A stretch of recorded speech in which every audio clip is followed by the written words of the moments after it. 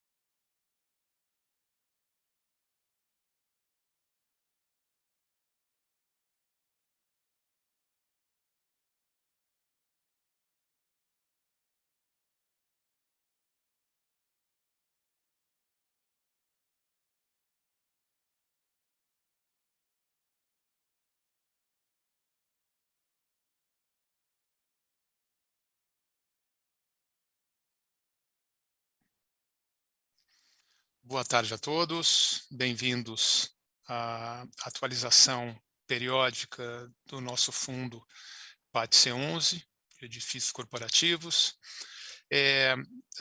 Nós iremos hoje apresentar a vocês os seguintes temas, passando para a próxima página, Vitor, por favor. Nós vamos faremos algumas atualizações sobre a gestora Pátria Investimentos, que nós achamos relevantes para o conhecimento de vocês.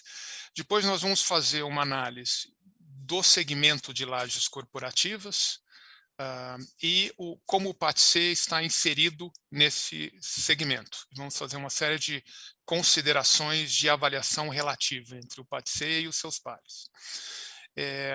Depois, nós vamos falar sobre os fundamentos do PATC, em termos de locação, de contratos, de dividendos. E, finalmente, nós vamos dar uma pincelada na situação macroeconômica. Eu tenho aqui comigo o meu sócio, o Luiz Fernando Lopes, que é o economista-chefe do Pátria, que vai apresentar essa parte. Então, passando para as atualizações. Primeiro, a atualização, o sumário executivo do fundo. Eu acho que aqui é importante ressaltar que o PATC tem demonstrado uma enorme resiliência num mercado muito turbulento esse ano, e nós acreditamos, sinceramente, que ele é uma excelente oportunidade de compra, como a gente vai tentar demonstrar nessa apresentação. Nós tivemos uma desvalorização menor do que a dos nossos pares esse ano, e nós estamos, do ponto de vista de preço em relação à qualidade, bastante descontados. O outro ponto importante aqui nessa apresentação será comentar que nós temos uma visão positiva do mercado de lajes. A gente vê transações muito grandes e significativas ocorrendo da Faria Lima, e essas transações, as locações a preços bastante altos, começaram já a irradiar para edifícios de ótima qualidade em áreas adjacentes, e a gente está sentindo esse impacto positivo. O PATC tem conseguido repassar aumentos consideráveis para os seus inquilinos, e nós estamos em negociações adiantadas para resolver parcialmente e, em algum momento, totalmente, a nossa maior vacância, que é o Sky. E o objetivo aqui que nós temos para 2022 é termos 100% de ocupação física e financeira nesse ano. E, finalmente, a gente vai fazer alguns comentários sobre o fortalecimento da equipe de comunicação com investidores do Patria, que é bastante relevante e impacta diretamente os nossos investidores, nesse caso aqui do PATC. Então, falando sobre o Patria gestora, e passando para a próxima página, por favor. Bom, o Patria tem 30 anos de história e é o maior gestor de investimentos alternativos da América Latina. E, alguns meses atrás, nós fizemos uma aquisição, que é o Moneda, que é a maior gestora de investimentos alternativos do Chile, e nós saímos de 79 bilhões de reais em ativos para 129 bilhões de reais em ativos. E é interessante mencionar essa aquisição, porque ele tem uma série de produtos de renda variável, principalmente de renda fixa, que abrangem a América Latina como um todo. Então, nós tensionamos, uma vez fechada a operação, começar a oferecer para os investidores no Brasil os produtos de renda variável, especialmente de renda fixa, de crédito, do Moneda para esses investidores. A outra atualização relevante é que nós fortalecemos, como eu mencionei, o time de relacionamento com investidores que o Patria tem focados no Brasil. O time de gestão do Patria se mantém, é bastante estável. Eu sou o Antônio Evero, sócio responsável pela área de Real Estate. Eu tenho aqui comigo a Júlia Azeredo, que é a pessoa responsável pelo PATC. Nós também temos a Flávia, que é responsável por todas as locações, todos os esforços de locação do fundo, e o Luiz Franciosi, que é o nosso diretor jurídico de estruturação de operações. E a grande novidade aqui é que, debaixo do meu sócio José Augusto Teixeira, que é o Head de Marketing e Produtos, nós temos agora um time muito fortalecido para se relacionar com vocês, investidores. Então, nós trouxemos a Marina Tenenbaum, que é uma Managing Director bastante senior, para liderar esse esforço. Ela tem 14 anos na Gavi Investimentos. No time dela, a gente tem o Pedrinha, o Luiz Pedrinha, que vai cuidar de investidores institucionais, está cuidando de investidores institucionais. A Carolina Dorta, que veio do Itaú, e que vai focar em grandes investidores, pessoa física. E a Carolina Medley, que já estava conosco e que cuida das plataformas e agentes autônomos. E, por fim, mas não menos importante, o Vitor Gaspar, que é a pessoa dentro da área de relação com os investidores que tem a especialização na área imobiliária. Então, esse é o time. A gente está bastante contente que ele foi bastante fortalecido e maximiza a nossa possibilidade de oferecer bons serviços a vocês. Falando do PATC, eu vou começar com uma página da precificação relativa do PATC, que eu acho bastante interessante. O que nós fizemos aqui foi avaliar todos os fundos dentro do segmento de lajes corporativas, de acordo com critérios que estão listados na parte direita dessa página. Então, a gente avaliou o portfólio do fundo com relação à localização, qualidade, vacância, etc. Depois, a nossa avaliação da capacidade de gestão desses fundos, se é ativa, se é passiva, que tipo de gestor é, qual é a qualidade do RI, e indicadores, né, de liquidez, de distribuição de dividendos, etc. Tudo isso gera uma nota específica para cada fundo, que está representada no eixo vertical dessa página. E depois, no eixo horizontal, nós temos a relação preço-valor de livro desses fundos. Então, conclui-se que os fundos mais atrativos são aqueles que estão no quadrante superior esquerdo, ou seja, aqueles que têm melhor nota e que estão mais descontados. E os dois pontos muito importantes que eu gostaria de fazer aqui em relação ao PATC, três na verdade, é que ele tem uma nota altíssima, ele tem, e tem um desconto bastante razoável, e ele não tem alavancagem, que é o caso de alguns fundos aqui, que estão também nesse quadrante, e ele nunca fez, nem intenciona fazer, emissão abaixo do seu valor patrimonial. Então, essa página resume bem quando nós falamos que a gente acha que o PATC é uma excelente oportunidade de investimento com excelente potencial de valorização, porque a gente tem ativos de excelente qualidade, um fundo de excelente qualidade, com uma probabilidade de apreciação bastante significativa. Eu vou parar por aqui, eu vou passar para a Júlia, que vai continuar com algumas análises de avaliação relativa do PATC, e depois vai entrar nos detalhes do fundo. Obrigada, Antônio. Agradeço aqui a participação de todo mundo que está nos assistindo. E continuando por aqui, né, a gente trouxe alguns acompanhamentos que a gente sempre traz nesses webcasts e que trimestralmente a gente gosta de atualizar os nossos investidores, né? E acho que o próximo aqui, que é bem imediato, depois de tudo que o Antônio falou, é a evolução, né, do nosso preço em relação ao valor patrimonial do fundo, quando a gente compara isso com o mercado de lajes corporativas. Então, a gente vem falando que o PATC, ele largou o ano de 2021 defasado do mercado, né? A gente estava aqui, como o gráfico mostra, a 84% do nosso valor patrimonial em bolsa, enquanto o mercado estava a 91% do seu valor patrimonial.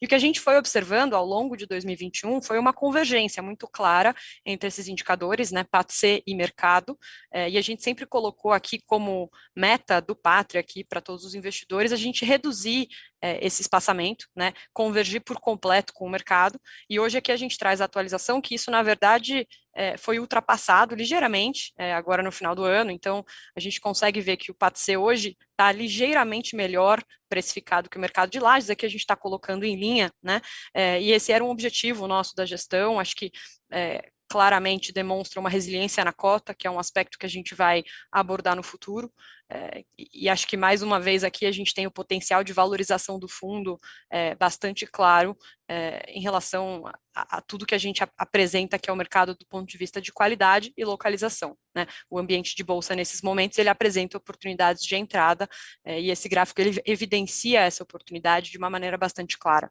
né? Na próxima página a gente explora esse assunto ainda mais.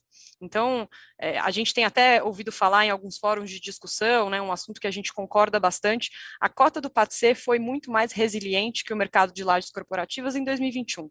E o gráfico ao lado esquerdo da página deixa isso bem claro novamente, né, então, para simular que o investidor que investiu R$100 no PATC versus um investidor que investiu R$100 em outros fundos de lajes corporativas, a gente tem uma preservação de patrimônio aqui de em torno de 13%, o que para nós demonstra como essa cota ao longo do ano apresentou essa resiliência, né? No entanto, e é isso que a gente está trazendo aqui do lado direito da página, a gente ainda acha, nós Pátria, a gente acredita que essa cota ela tem um potencial de valorização intrínseco muito claro. E uma métrica que a gente gosta de avaliar bastante aqui na casa é a precificação do metro quadrado, né? Quanto que os meus imóveis estão valendo hoje em bolsa? Então a gente pega lá o valor da minha cota, multiplica pelo número de cotas que o fundo tem e faz os ajustes patrimoniais. Então retira o volume em caixa, o volume em fundos imobiliários e a gente chega aqui nesses R$12.000 mais ou menos o metro quadrado, que é essa barra laranja do gráfico da direita. Isso indica, né? Hoje o ambiente de bolsa ele precifica os imóveis do PATC a aproximadamente R$ 12.000 o metro quadrado. Para quem conhece desse mercado, né, conhece o mercado de lajes corporativas de qualidade na cidade de São Paulo, é muito claro que esse tipo de preço ele é impraticável quando a gente pensa em transações diretas, né? E na nossa visão, esse é o grande benefício da compra da cota do PATC. É possível comprar ativos de extrema qualidade, muito bem localizados, em sua maioria locados, por R$ 12.000 o metro quadrado, né?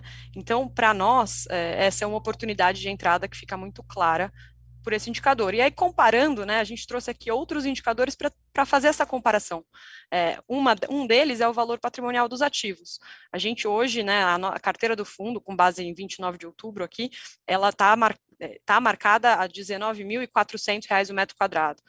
Ou seja, isso demonstra, né, qual que é o real valor que um avaliador, no ano passado, né, essa marcação ela ainda é a do ano passado, a gente vai atualizar esse ano, o que um avaliador disse que o meu portfólio vale, um avaliador imobiliário que conhece esses ativos e os seus inquilinos. E a gente trouxe outras métricas aqui também, né, custo de reposição, ou seja, quanto custa para eu construir um prédio igual aos que estão no meu portfólio hoje, né? Em São Paulo, a gente tem diversos empecilhos para novos desenvolvimentos, entre eles o CEPAC, que é um certificado de potencial adicional construtivo que precisa ser adquirido para novas construções. Terrenos são muito escassos nas principais regiões corporativas da cidade, o que leva esse custo de reposição para patamares muito mais altos, né? Ou seja, um incorporador hoje que queira construir um imóvel, ele vai gastar aproximadamente aqui, dependendo da região de São Paulo, entre 18.000 e 28.000 reais por metro quadrado para construção, ou seja, ainda maior do que os 12.000 aqui de avaliação do PATC. E, por fim, a gente traz também uma composição aqui de transações recentes que aconteceram diretamente, né? Então, compras de imóveis diretamente, muitas delas feitas por fundos imobiliários, que aconteceram aqui entre 20.000, 30.000 reais o metro quadrado. A gente teve até transações que ultrapassaram esse limite de 30.000, a gente teve transações a 35.000, aqui a gente fez, de fato, uma conjunção de quais transações a gente acha que são realmente comparáveis ao PATC. Então, todas essas métricas, qualquer uma delas, indica que os 12.000 reais por metro quadrado está muito defasado do que a gente acha que deveria ser justo e indica também um potencial de valorização da cota no longo prazo para esse fundo, né? Na próxima página, a partir daqui a gente mostrou para os investidores a ótica do ambiente de bolsa, né? Qual que é, o que a bolsa está, como a bolsa está vislumbrando o meu fundo. E aqui a gente trouxe um próximo capítulo que é, tudo bem, como que o mercado imobiliário em São Paulo está se comportando? Como que a gente está enxergando, né, nós, Pátria, como que a gente está enxergando cada uma dessas regiões e cada um dos acontecimentos do mercado corporativo na cidade de São Paulo.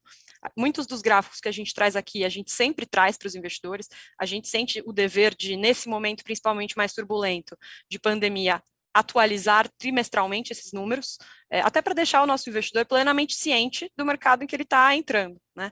Então, esse gráfico aqui não é novidade para nenhum de vocês, a gente mostra ele já há mais de um trimestre, e aqui a nossa função é de fato, comparar os mercados, né? Um pouco do que a gente sempre fala, que a Faria Lima começa a irradiar a demanda corporativa para as demais regiões, é porque a gente começa a ver aqui que do segundo TRI para o terceiro TRI, a gente começa a ver a vacância da Faria Lima caindo. A gente vai explorar esse assunto na próxima página. Nós aqui no Pátria, inclusive, a gente faz ajustes nos números que a gente recebe de diversas consultorias, até com informações de mercado que a gente tem, e a gente vai mostrar isso para vocês na próxima página, como a saúde do mercado da Faria Lima começa a impactar os demais setores. Acho que as demais regiões, né? Mas acho que é importante ressaltar aqui que nas demais regiões da cidade de São Paulo, a gente ainda tem taxas de vacância, e vou falar aqui de principalmente Berrini, Chucri, Zaidan e Paulista, taxas de vacância de acima de 20%. Isso não deixa de ser claramente um desafio para o setor, e é algo que todos os gestores de fundos imobiliários aqui vão precisar endereçar e saber navegar nesse mercado com maior, né, taxa de vacância. A gente tem a Vila Olímpia aqui no meio, né, com uma taxa de 12%, nós aqui do mercado imobiliário a gente costuma falar que 10% é uma taxa de equilíbrio em que nem proprietário, nem inquilino tem uma mão mais forte aqui na negociação, então a gente vê a Vila Olímpia ainda bastante próxima desse patamar de equilíbrio, né? Na próxima página, a gente vai explorar um pouquinho mais da Faria Lima. Essa página também não é novidade para quem assistiu o nosso último webcast. Mais uma vez, a gente se sente no dever aqui de atualizar todos os investidores sobre o que aconteceu nessa região nos últimos 3 meses. E a gente sempre vem mostrando uma tendência muito clara aqui, né? Esse gráfico aqui ao lado esquerdo, ele começa com a área vaga na região da Faria Lima mais JK, né, Juscelino Kubitschek, para ativos classe A em São Paulo. Então, lá no final de 2019, começo de 2020, a gente tinha uma área vaga de 30 mil metros quadrados, e ao longo desse período de pandemia, a gente teve dois movimentos muito claros. Um deles foi a entrega de novos ativos. A gente tem principalmente dois imóveis bem relevantes aqui na área da Faria Lima, que já estavam em construção há algum tempo, e que foram inaugurados bem nesse pico de pandemia, e a gente teve uma movimentação de novos inquilinos entrando na região, que são basicamente essas barrinhas verdes aqui que a gente indica. Então, a área vaga na Faria Lima aumentou de final de 19, começo de 20, até hoje, em 2021? Sim. E qual foi o motivo? Foi porque os inquilinos devolveram mais área do que locaram na média? Não. Né, o motivo foi nós tivemos novas obras, novas entregas acontecendo na região nesse período. E a mensagem que as caixas verdes nos passam, na verdade, ela é bastante positiva para a Faria Lima e para a JK, ou seja, esse espaço, ele foi consumido ao longo do tempo. Né? Se a gente soma as barras verdes aqui, a gente vai ter algo como 75 mil metros quadrados, ou seja, o mercado demandou 75 mil metros quadrados ao longo de 2020 e 2021. Vale ressaltar que se essa demanda tivesse ocorrido em 2019, nem teria área vaga na Faria Lima para suportar essa demanda. Né? Então, esses números todos, eles são indicadores de que a região da Faria Lima e da Juscelino Kubitschek, na pandemia, não parece ter sofrido, mesmo com o volume de novas entregas. E o que a gente começa a enxergar aqui no PATC e nos ativos que a gente tem em carteira é esse movimento, essa demanda por espaços corporativos começando a irradiar para as regiões adjacentes e para as regiões competitivas na cidade de São Paulo. Né? Na próxima página também a gente gosta de trazer isso para os nossos investidores, principalmente para os investidores que não são de São Paulo, né, que a gente tem bastante aqui na nossa base, como esses mercados estão posicionados na cidade, né? E a gente vê aqui essa cruz azul, ela é exatamente a região de confluência da Faria Lima e da Juscelino Kubitschek. Logo adjacente a ela, a gente tem a região da Vila Olímpia, e mais aqui ao lado direito da página, na imagem, a gente tem a região da Avenida Paulista, desculpa. Então, aqui na página, a gente também ressaltou a presença das estações, né, desde metrô, estações de CPTM, a presença de shoppings, que também valorizam bastante o entorno dos nossos imóveis, e, claro, os nossos imóveis, né, os imóveis que a gente tem em carteira. Então, a gente começa a perceber que a Vila Olímpia e a Paulista começam a se posicionar muito competitivamente em um mercado, né, que já não tem mais área vaga na Faria Lima. Né? E a Faria Lima, ela tem um adicional aqui. Ela contém os espaços mais caros do Brasil e, portanto, talvez até da América Latina. Né? E é o que o gráfico aqui do lado direito nos mostra um pouco. A gente traz a faixa de aluguel negociado e pedido por essas áreas vagas em cada um desses mercados, em cada uma dessas regiões, e o aluguel médio, ponderado por esse volume vago. Né? E a gente vê que a Faria Lima, ela tem aqui um aluguel médio de em torno de R$ 180 por metro quadrado, que está sendo consumido de maneira acelerada. Então, a gente vê que para esses inquilinos que estão buscando espaço na Faria Lima JK, preço não parece um problema. Né? E exatamente para esses demandantes, para esses locatários, as regiões da Paulista e Vila Olímpia, elas surgem como uma alternativa, inclusive melhor do ponto de vista de preço. Então, para nós aqui no PATC, os nossos ativos, eles começam a se posicionar, seja porque estão na Faria Lima, seja porque estão na Vila Olímpia, seja porque estão na Paulista, de uma maneira bastante competitiva nesse cenário, mesmo durante esse cenário de pandemia. Então, passando aqui para o nosso portfólio, como que tudo isso, como que todo esse mercado está impactando os nossos ativos. Né? A gente está aqui trazendo atualizações pontuais, ao longo dos últimos meses a gente vem passando informações aí para o mercado, tanto via fato relevante quanto relatório. Então aqui a nossa ideia é de fato pincelar um pouco do que tem acontecido nesses bastidores aqui de locação. A gente brinca que a gente tem muito a mão no pulso do mercado, né? Porque a gente está sempre na rua falando com inquilinos, falando com corretores, e uma das boas notícias que a gente traz aqui é essa, né? A gente está com negociações avançadas para alocar metade da área vaga do Sky, lembrando que essa nova alocação, ela reduz a vacância física e financeira do fundo pela metade, a gente vai de aproximadamente 22% de vacância física para 11%, e a gente espera passar novas notícias aí positivas para o mercado em breve. Para a área remanescente no Sky Corporate, a gente continua tendo um ritmo de visitas interessante, né? Aqui a gente colocou mais de 10 visitas no imóvel desde setembro, então, de fato, a gente começa a perceber que a demanda por espaços corporativos, ela está se acelerando para 2022, e a gente, para esse espaço, esse segundo andar aqui, a gente também pretende comunicar ao mercado de novidades em breve. Depois, ao longo das últimas semanas, a gente comunicou também ao mercado sobre a rescisão do nosso inquilino no Setenco Plaza, na Avenida Paulista, Trisul. Essa rescisão ela envolve um aviso prévio de 6 meses, então a saída física da Trisul ela acontece só a partir de abril de 2022. E mais do que isso, algo que a gente também buscou deixar claro no fato relevante, essa saída ela implica numa multa e numa devolução de carência em volumes relevantes, né, de forma que o fluxo de caixa do fundo ele permanece protegido até outubro de 2022. Então, de fato, essa saída ela só vai impactar as distribuições do fundo a partir de novembro de 22. Isso se nós não encontrarmos um novo inquilino para a área nesse período. A gente hoje já trabalha ativamente para buscar novos inquilinos para o ativo e vai continuar originando essas visitas literalmente ao longo dos próximos 12 meses, para que essa vacância não se torne financeira para você, investidor, né? E por fim, a gente também anunciou, isso foi no nosso último relatório que a gente publicou agora há alguns dias, a saída do nosso inquilino do Icon Faria Lima. Eles também nos comunicaram aqui de uma rescisão antecipada, que é a Prudential. É uma saída que também tem aviso prévio, também tem pagamento de multa, de forma que a Prudential ela sai do ativo a partir de fevereiro de 2022 e o impacto no fundo ele só se torna financeiro a partir de março de 2022. Mas uma coisa que a gente gosta muito de ressaltar, né? O Icon Faria Lima é provavelmente o imóvel mais líquido da minha carteira quando eu penso em reposição de inquilinos. A gente passa essa informação na mesma semana em que a gente comunicou o mercado da devolução desse espaço, a gente já teve mais de uma visita no ativo. Então, hoje a gente vê essa reposição aqui com alguma tranquilidade e a gente espera comunicar ao mercado em breve aqui de uma absorção nesse imóvel. E aí o investidor pode perguntar, né? Como é que isso vai acontecer no tempo? Né? Você me falou que vai alocar o Sky, me falou que você tem que vai ficar vago, mas a vacância financeira demora um pouco mais e tem o Icon. Então, aqui a gente desenhou mais ou menos no tempo, sempre estimando em janelas trimestrais ou semestrais, como que esses acontecimentos vão ocorrer, né? Partindo do terceiro trimestre que a gente está fechando aqui com esse webcast, a gente teve a alocação do Central Vila Olímpia e do Vila Olímpia Corporate como comunicado nas demais apresentações, e a gente teve, a partir de agosto desse ano, a vacância no Sky se tornando uma realidade, né? A partir aqui nesse último trimestre do ano, hoje em novembro, que a gente tem trabalhado para alocar esses 50% do Sky, né? Então, um andar da área vaga do ativo, de forma que a gente vai reduzir a nossa vacância física e financeira com essa nova alocação, com essa nova assinatura. No primeiro semestre do ano que vem, qual que é a nossa projeção? Locar a segunda metade do Sky. A vacância do Icon Faria Lima, ela se torna física, mas a gente espera alocar esse ativo ainda nesse semestre, tá? De forma que a gente tenha a saída e a reposição aqui numa janela bastante rápida na nossa visão. E aí a gente tem, de fato, a saída física da Trisul do Setenco, mas não financeira, ou seja, a nossa projeção é que no primeiro semestre de 2022, o fundo não tenha nenhuma vacância financeira. Tá?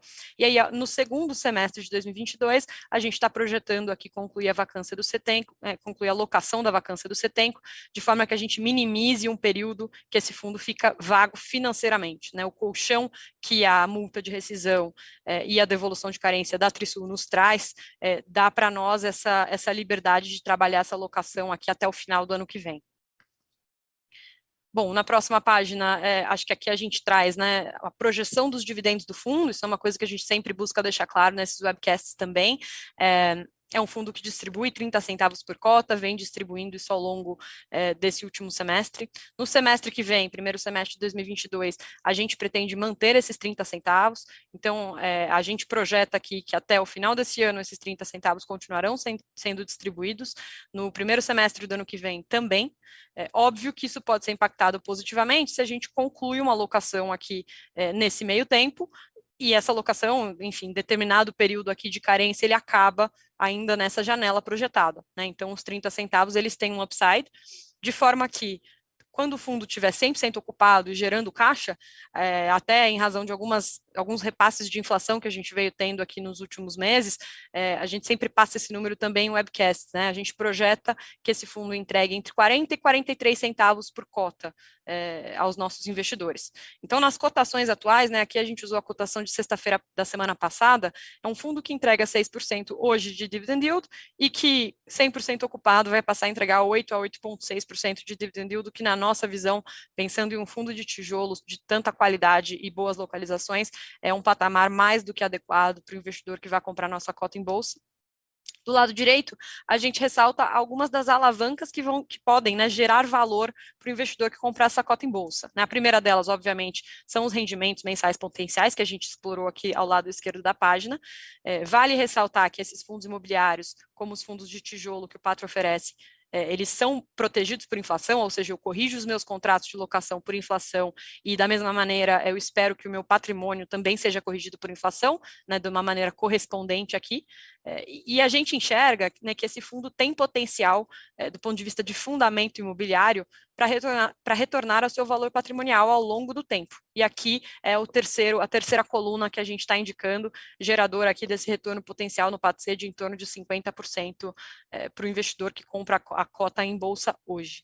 Isso sem falar, né, da geração de alfa que a gente fala, ou seja, basicamente até a coluna dos 50%, eu estou supondo que aqueles 12 mil reais o metro quadrado que eu explorei naquela página retornariam aos 19.400. Mas a gente viu que as transações atuais e mesmo o custo de reposição estão a patamares ainda maiores do que esse. Então a gente tem aqui um potencial de aumento da nossa cota ainda maior do que o valor patrimonial do fundo hoje, né? E aqui a gente até fica cada vez mais difícil da gente quantificar quanto que esse aumento seria na bolsa, mas ele se soma naturalmente a esses 50% de ganho aqui que a gente projetou para o investidor que entra na cota do PATC hoje em bolsa.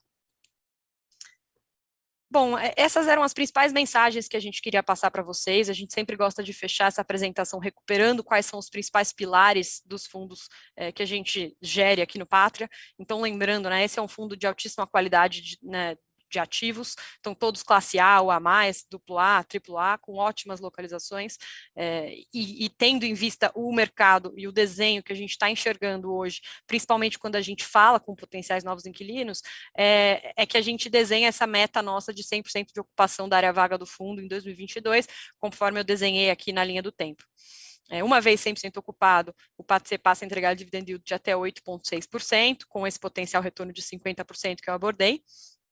E os contratos de aluguel são indexados por inflação, também como abordei na última página, ou seja, representam uma proteção para o investidor, mesmo nesse ambiente de inflações acima do previsto, como a gente tem visto aqui no Brasil nos últimos meses. E daqui para frente a gente vai iniciar, a gente vai passar a palavra aqui para o nosso macroeconomista-chefe, Luiz Fernando Lopes. Depois, quando ele concluir a parte dele, a gente vai evoluir para as perguntas e respostas que os investidores têm feito aqui ao vivo. Boa tarde a todos, obrigado, Júlia. É um prazer estar aqui com vocês. A ideia é apresentar para todos aqui a nossa visão dos fatores macro mais relevantes, não só para os investidores do nosso fundo de lajes, mas também para qualquer investidor que está considerando investimentos aqui no Brasil. Nessa tarefa eu vou ser auxiliado pelo meu colega Nazir Tarraf.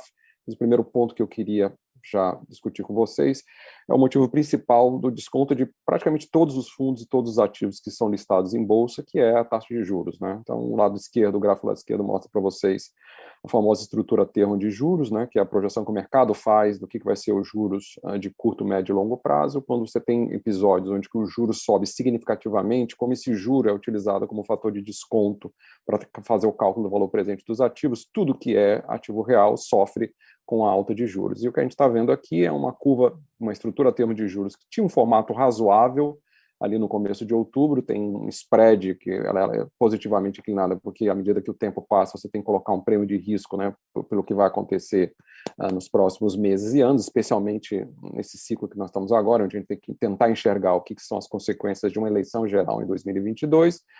Mas o que aconteceu foi que uma série de acontecimentos que a gente vai discutir agora fizeram com que as expectativas de mercado piorasse bastante. A gente teve um salto da estrutura a termos de juros, quer dizer, todos os juros projetados de curto, médio e longo prazo subiram expressivamente, e mais recentemente a gente está vendo um começo de ajuste de expectativas para um cenário um pouco menos pessimista, um pouco menos radical, e aí esse é o movimento mais recente. A curva ainda está um pouco inclinada no curto prazo, mas no longo prazo você já está tirando um pouco desse prêmio. E aí, o que está comandando essa instabilidade de expectativas? A justificativa inicial é que existe um grande problema fiscal no Brasil que gerou um aumento de prêmio de risco demandado pelo investidor para, por exemplo, fazer o carregamento da dívida pública no Brasil. A gente não concorda com esse cenário. Existem desafios, existem problemas, mas o gráfico do lado direito mostra para vocês o que é a evolução do déficit público do Brasil, é a linha azul mais clara. Esse é o consolidado do governo federal, todos os 27 estados, 5.570 municípios, as empresas estatais não financeiras. Houve um problema fiscal, um desafio fiscal muito grande o ano passado, mas neste ano o déficit público está caindo fortemente. Aliás, não só segundo nós, mas mais importante, por exemplo, o Fundo Monetário Internacional, considera que das grandes economias o Brasil é que está fazendo a redução de déficit público mais impressionante, talvez só comparado talvez com a Rússia, no universo das grandes economias. E aí também como resposta a isso, ou como resultado disso, a linha azul escura mede para vocês a dívida pública, que o mercado chegou a temer que chegasse a 100% do produto interno e ultrapassasse, na verdade ela está em trajetória de queda agora. Então, existem desafios, de novo, na parte fiscal, mas a ideia de que a estrutura a termo de juros tem que mostrar juros muito mais altos, porque a parte fiscal está fora do controle, ela é factualmente incorreta. E a gente acredita que os números, por exemplo, que acabaram de sair, o resultado fiscal de outubro, foram bastante positivos. O governo, na verdade, ele está gerando um superávit antes do pagamento de juros. Esses números vão continuar sendo positivos no final do ano, entrando em 2022, e nenhum presidente vai ser eleito no Brasil em 2022 com a proposta de destruir a âncora fiscal do país. Então, esse motivo de nervosismo a gente não vê como adequado, existe uma preocupação, talvez uma incerteza, mas certamente não uma razão para entrar em pânico com a evolução das contas fiscais. Mas aí o investidor pode perguntar, bom, mas além do fiscal existe outro motivo para o juro estar subindo, que é a aceleração da inflação. Esse é o nosso próximo slide, mas aí eu vou pedir para o Nazir comentar o que nós estamos achando em termos do cenário inflacionário. Obrigado, Luiz, e boa tarde a todos que participam aqui conosco. Bom, como o Luiz comentou, né, esse choque de credibilidade, né, dado ajuste no teto de gastos, né, apesar da situação fiscal bastante confortável, incomoda bastante o investidor de uma forma geral, mas também a inflação, né? A ideia aqui nesse slide é a gente olhar um pouquinho mais no detalhe a inflação e também identificar potenciais tendências. A tabela do lado esquerdo mostra para vocês aqui a variação em 12 meses de dois dos principais indicadores de preços no Brasil. A gente está falando aí do IPCA, que é o Índice de Preço ao Consumidor, e o IGPM, que é o Índice Geral de Preços. A gente mostra esses indicadores não só na linha cheia, mas também os subitens, né, dentro de cada um deles. Então, por exemplo, no IPCA, a gente está falando aí de alimentos e bebidas, habitação, artigos de residência, até educação e comunicação. A história básica, né, do IPCA é uma pressão inflacionária que começou primeiramente com o consumo de itens básicos, né? Então a gente está falando aí de alimentos e bebidas, hipermercados, supermercados, produtos de limpeza, muito pela natureza da pandemia, né? E principalmente no início do ano passado. No segundo momento, assim que a população ficou um pouco mais confortável com o consumo básico, essa pressão inflacionária migrou para consumo discricionário, né? Então a gente está falando aí de artigos de residência, vestuário, e de fato essa pressão inflacionária perdura até hoje. E, mais recentemente, o que a gente tem aí é um aumento de preço de energia, né? A gente não está falando somente do preço de energia, de custo de energia elétrica, né, que entra dentro dessa linha de habitação, mas também do preços de combustíveis, né, que entram aí dentro dessa linha de transportes. De fato, como vocês podem perceber, esses dois subitens dentro da inflação como um todo pesam bastante. Do lado do IGPM, só para lembrar a composição para você, a gente está falando aí de 60% atacado, 30% consumidor, que é justamente o IPCA, e 10% construção civil. Aqui a pressão inflacionária começou muito pelo aumento de preços de commodities, né, principalmente no mercado internacional, combinado com uma moeda super desvalorizada, né? E como aí o atacado, né, e principalmente um pouco de preço de produção, entra dentro do IGPM com um peso de 60%, o índice, obviamente, sofreu bastante, principalmente até maio, quando alcançou um pico aí de 37%, mas a notícia positiva aqui é que esse índice não está crescendo mais, né? Então, desde maio até hoje, a gente tem já uma tendência de queda dentro do IGPM, e hoje está rodando aí em torno de 21,7%. E, na verdade, quando a gente coloca isso em perspectiva, olhando o gráfico do lado direito da página, que é justamente o IPCA e o IGPM ao longo do tempo, o que a gente vê é que uma tendência de queda do IGPM significa não necessariamente no mesmo tempo, uma tendência de queda do IPCA também, né? Então, quando a gente faz um simples exercício aqui, né, se a gente pega a inflação hoje, o IPCA rodando a 10,7%, e a gente expurga o efeito de alta de preço de combustíveis e principalmente alta de preço de energia elétrica, a gente está falando ainda de uma inflação ajustada que seria em torno de 4,6%, né? Então, olhando daqui para frente, né, mesmo com as subsequentes crises que a gente teve, Covid, alta de preço de commodities, né, preço de energia recentemente, parece que a gente tem virado a página aqui em termos de inflação, que deve alcançar um pico nos próximos meses e então reduzir para patamares mais controláveis entrando em 2022 também, obviamente, salvo por uma crise mais agravante do ponto de vista de energia. E, de fato, indo para o próximo slide aqui, a gente comenta justamente sobre isso, mas para isso eu passo de volta a bola para você, Luiz. Bom, quais são as notícias, então, gente, que a gente tem da parte de energia, que a gente viu que fez um estrago nos índices de preço? O aumento de preço de energia ao longo dos últimos meses veio da percepção de que o nível dos reservatórios hidrelétricos do Brasil, né, que geram mais de 60% da energia elétrica neste país, estava muito baixo, você precisava aumentar os preços, primeiro para sinalizar para o sistema como um todo que existe um problema na energia elétrica e, além disso, para desestimular o consumo.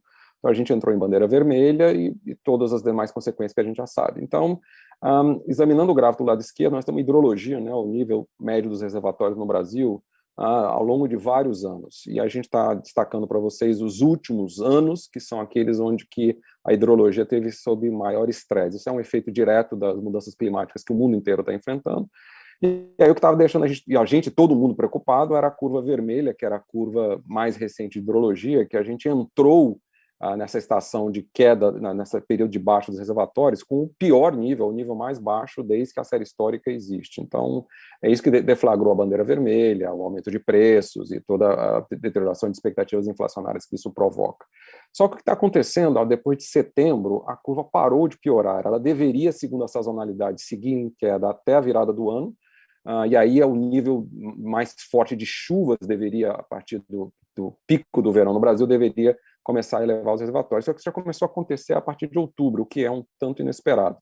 Então, o que nós estamos vendo aqui ainda não dá para afirmar convicção nesse cenário, mas a gente pode estar caminhando para uma situação onde que pelo menos um dos choques que contribuiu muito para a piora de expectativas inflacionárias ao longo deste ano, ele vai ser revertido e pode virar um choque favorável ao longo do ano que vem, porque a situação atual é que o governo está com a bandeira vermelha e deve continuar com ela até abril do ano que vem, mas se essa curva continuar, a curva vermelha continuar se comportando favoravelmente, por exemplo, ficar parecida com o que a gente teve em 2001, 2002, quando houve um grande estresse hidrológico, a gente teve uma crise de fornecimento de energia no Brasil, só que depois a recuperação dos reservatórios foi muito forte.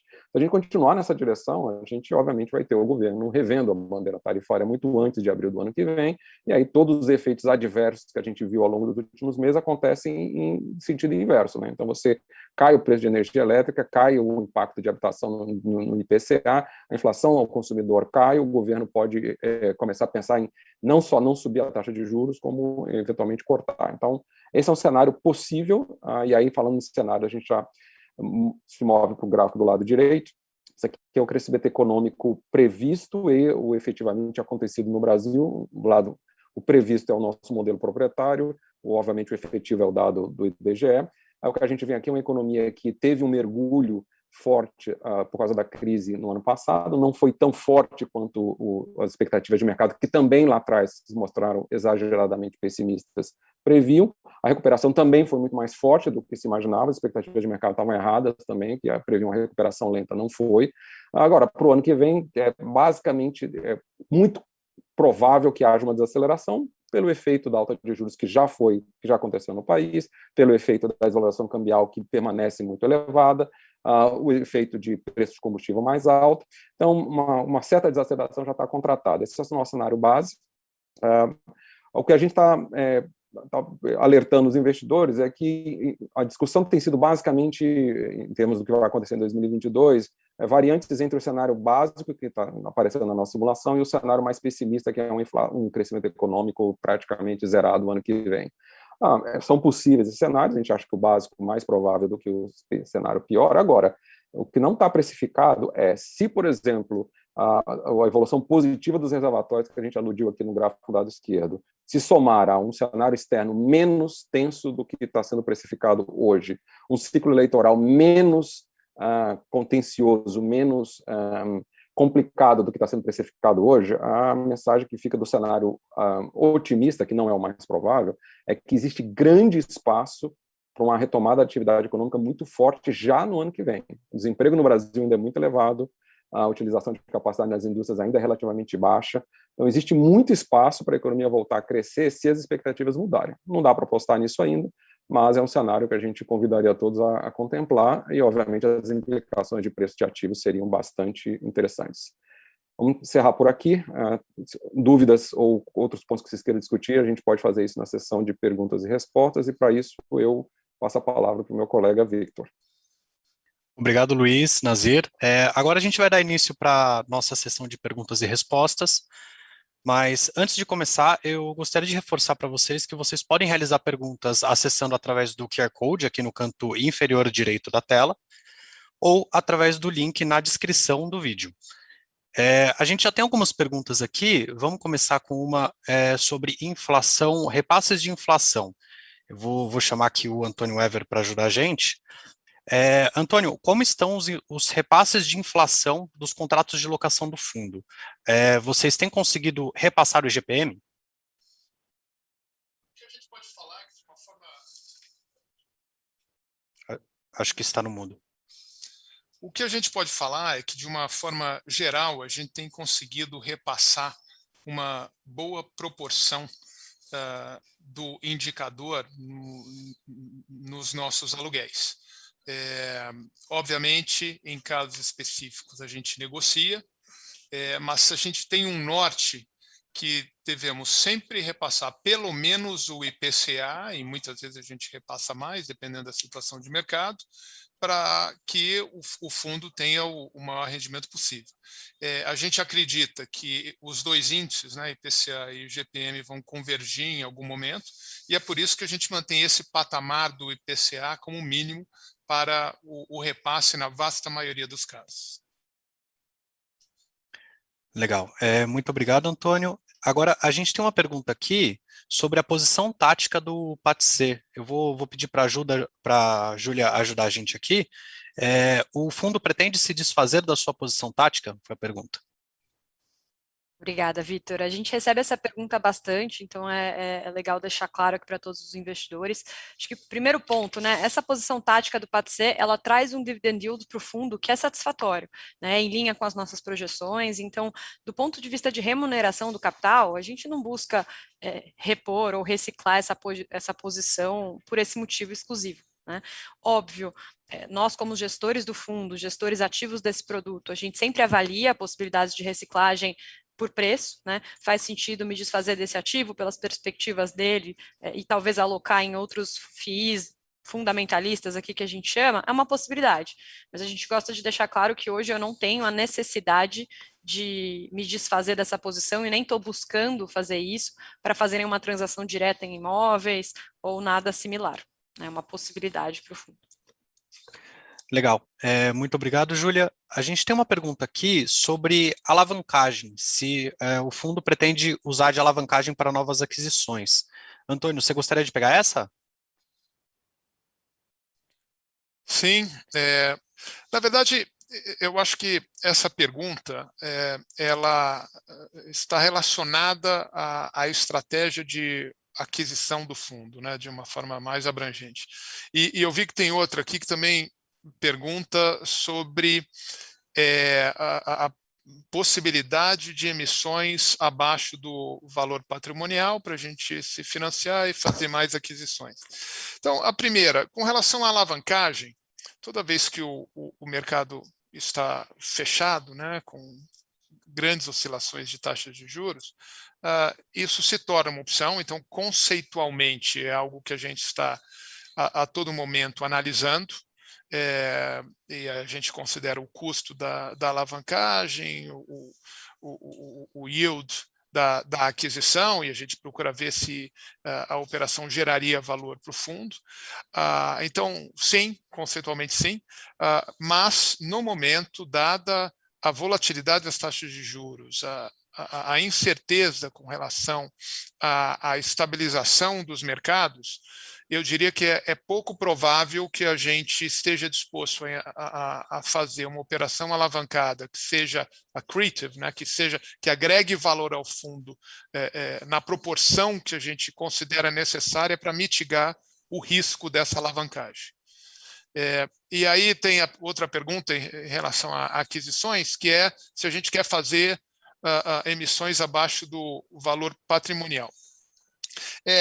Eu já falei algumas vezes aqui nos webinars, mas eu vou reiterar esse ponto, que é o seguinte: essa estratégia de fundos listados do Pátria, o PATC, o PATL de logística, ela é parte integral, fundamental do nosso projeto de crescimento no Brasil.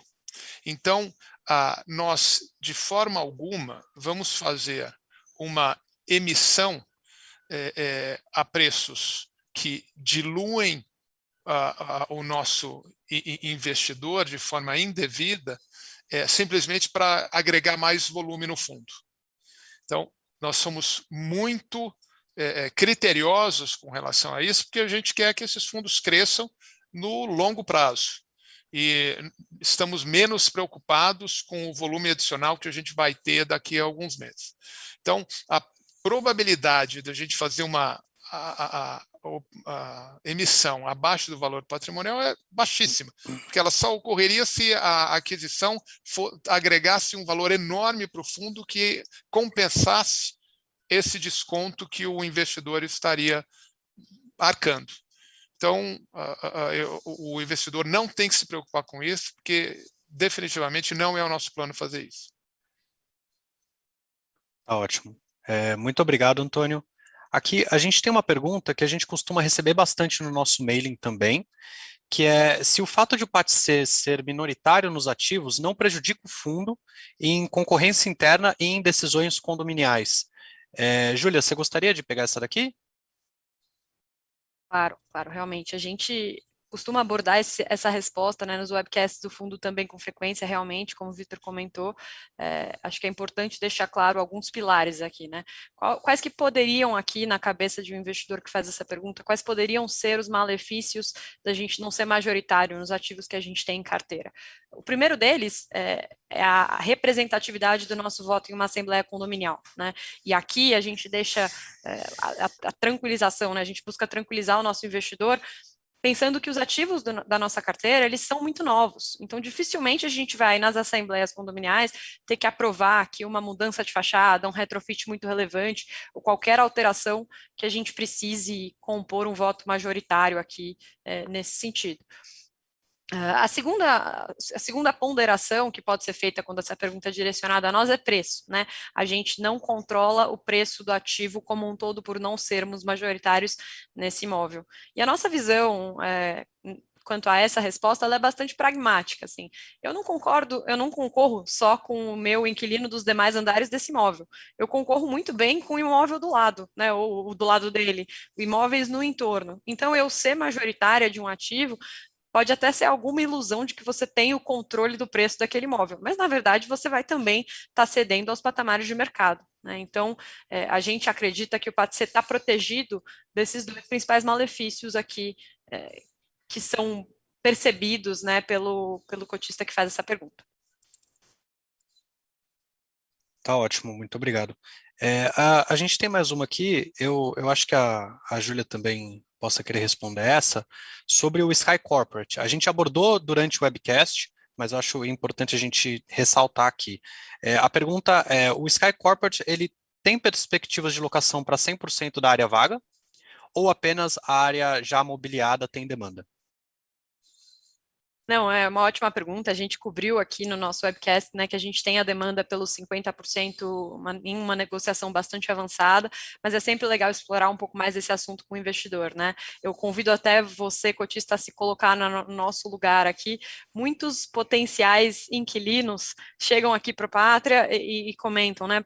putz, eu busco ocupar o meu espaço aqui, seja 2.000 metros quadrados, ou na Faria Lima ou na Vila Olímpia, né? E o que a gente, em conjunto com as consultorias, geralmente fala para esse inquilino, e cada vez mais, esse espaço de 2.000 metros quadrados, de lajes contíguas na Faria Lima, ele não existe mais.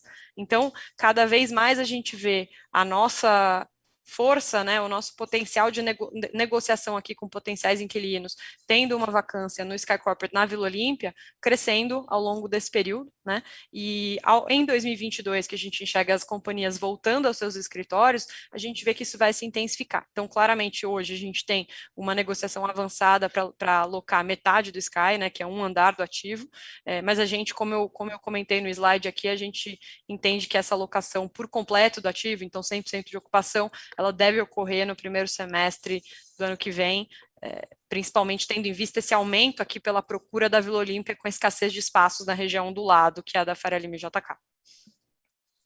Legal, muito obrigado. A gente tem algumas perguntas aqui sobre mercado de lajes corporativas.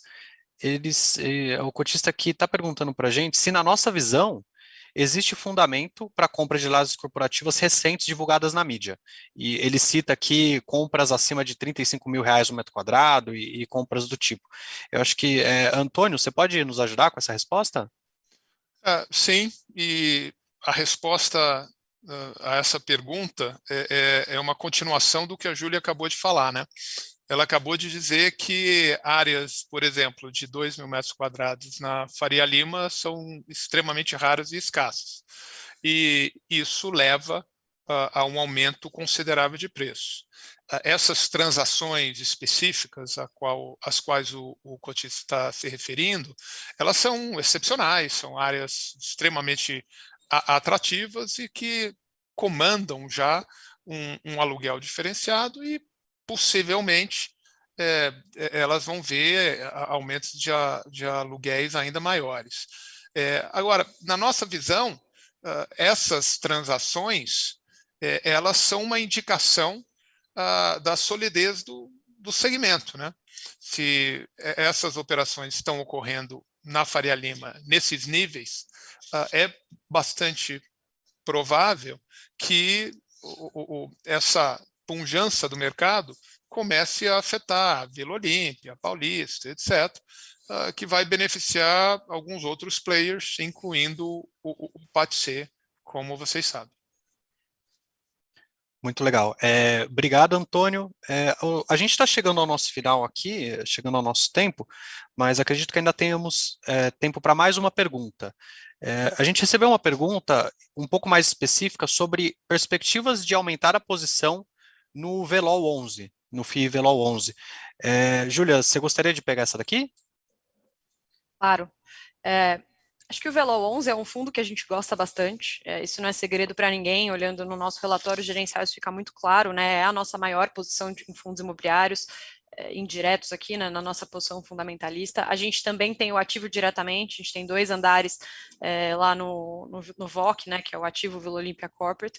Então, sim, sem dúvida, hoje o PATC, ele é tomador do VLOL 11, claro que o fundo ele tem um desafio de caixa, né? Então hoje a gente não está comprando a cota desse fundo em bolsa, porque a gente não tem uma posição de caixa para continuar essas aquisições. Mas é um fundo que a gente gosta bastante, a gente tem bastante conforto quanto aos indicadores, tanto de locação quanto de custo de reposição, portanto, né, a precificação dele em bolsa. É um fundo que a gente gosta e tendo aqui espaço e capital adicional, a gente pretende continuar essas aquisições em bolsa, sim, e eventualmente até alguma reciclagem, como eu comentei, né, ligando aqui com a resposta da pergunta da reciclagem tática, né, talvez reciclando essa posição tática, a gente possa aumentar a exposição em VLOL.